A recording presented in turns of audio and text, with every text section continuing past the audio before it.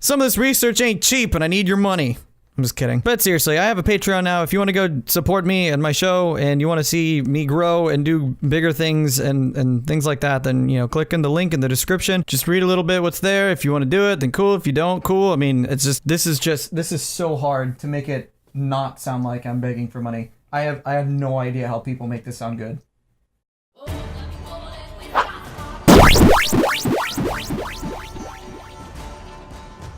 If there ever was a game to capture the concept of realistic fantasy, it'd be The Witcher 3. I mean, it couldn't have happened without the first two, but let's be honest, the third one is the game that we think about when we hear the name, not really the first two. Today, we're going to be taking a look at a creature from The Witcher 3 that is in no Chort supply of aliases.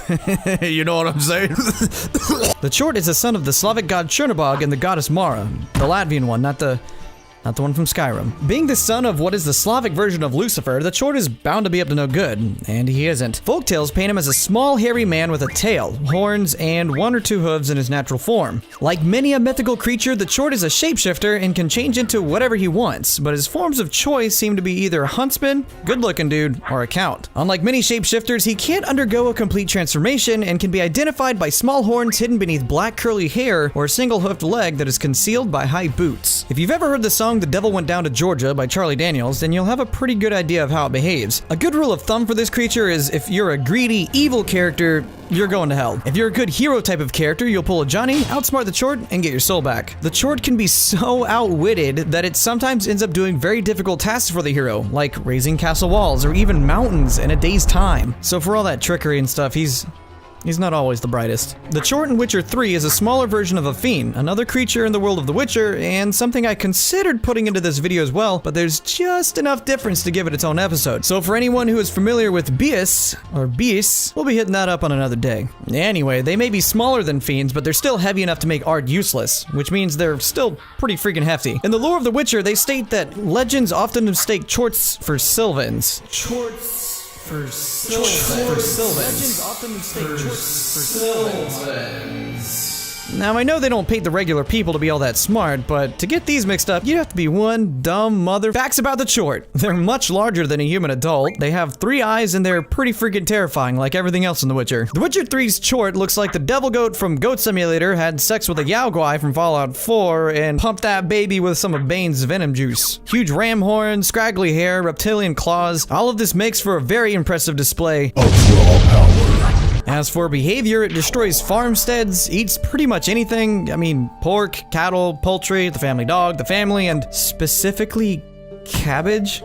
They take their prey down with brute force, relying on heavy tackles, kicks, claws, and you know what? Just about every part of this thing can be used as a weapon. It's not going to take a lot of brain power to figure out that this is, again, nothing like the actual lore that the name derives from.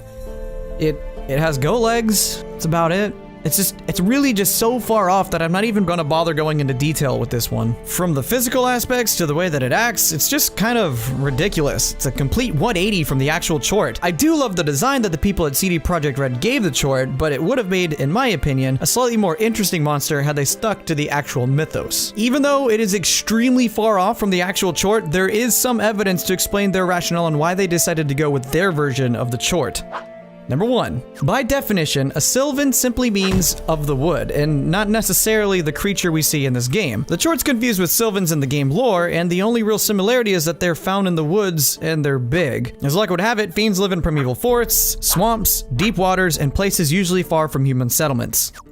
Number 2. Chort eventually becomes synonymous with Beis, particularly after the Christian Revolution around 988 CE, where they made just about everything that wasn't Jesus or God the devil. Before all that, Beis was its own creature, but more about that on a later episode. Number 3. They most likely needed more variations for the Fiend, and since the Chort was already associated with Beis, who was most likely the inspiration for the Fiend, they just made a smaller, more inferior version of it. So it isn't like the Chort is technically completely wrong for no reason, it just really depends on what age you get your information from and what you decide to go with. Although a lot shorter than I thought it'd be, I hope you guys enjoyed learning some more about The Witcher's creatures and, how it's nothing like the real-world counterpart. Again. We'll find the one eventually. One day. If you like this and want to see more, check out some of my other work. Subscribe, hit that little bell. That way you know when a new episode is posted. And you know the rest, like and what have you. No one likes asking for that, for the record. It's just, it's a proven strategy. It helps. I'm sorry. Not really. Have a good day. Night. Goulash.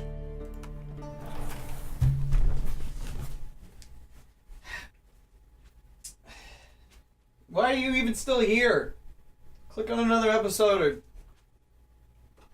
get a hobby.